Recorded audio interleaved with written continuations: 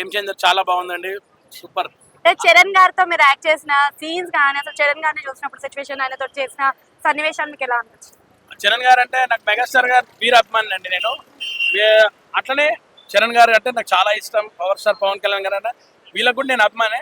చరణ్ గారు మేము షూటింగ్లో చూసినప్పుడు నేను మెగాస్టార్ చిరంజీవి గారిని చూస్తుంటే చూడలేము మనం డైరెక్ట్గా.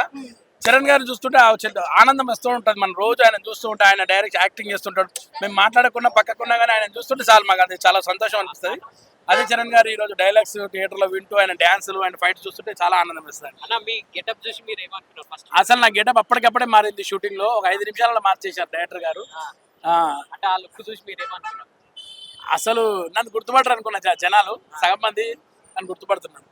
నీ వాయిస్ గుర్తుపడతాను. నా వాయిస్ కదా, అసలు ట్రైలర్ నా వాయిస్ వచ్చినప్పుడు నేనే షాక్ అయ్యాను. నా వాయిస్ అయినా అనుకున్నాను నేను. ఇంతకు కలెక్టర్ గారు ఆకలి తీర్చారా లేదా? 100% ఇచ్చారు.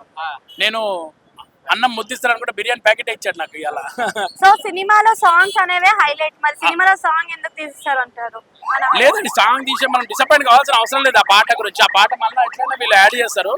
60 crores అని చెప్పేసి బయట మంచి హైప్ ఇచ్చి మళ్ళీ సాంగ్ తీసేయడం అనేది, ఆ సాంగ్ మళ్ళీ యాడ్ అవుతుంది. వాళ్ళు సంక్రాంతి తర్వాత యాడ్ చేస్తుండొచ్చు. ఎందుకంటే సినిమా ఒక ఫ్లో పోయేటప్పుడు మనకు మంచిగా అనిపించినప్పుడు ఏదైనా డిస్టర్బెన్స్ కావద్దు, ప్లేస్మెంట్ ఏమైనా వాళ్ళకి దొరకకుండా తెలియదు. అది టెక్నికల్ గా ఏమైనా ఉండొచ్చు.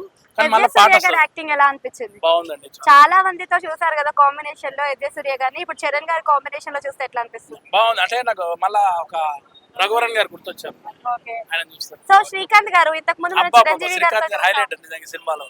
ఆయన నెగిటివ్ క్యారెక్టర్ చాలా బాగుంది. ఆయన గెటప్ కూడా బాగుంటది, ఆ బాల్డ్ హెడ్ అవన్నీ సూపర్. శ్రీకాంత్ గారు కూడా చాలా బాగా చేశారు. 5 years తర్వాత అండ్ ఈ సినిమాలో హైలైట్ అయితే రాజీవ్ కనకల్ అన్న ఇంకా చాలా పెద్ద రోల్ ఈ సినిమాలో. రాజీవ్ అన్న కూడా బాగా చేశారు. అంటే రాజీవ్ గారిని ఉంచారా మరి?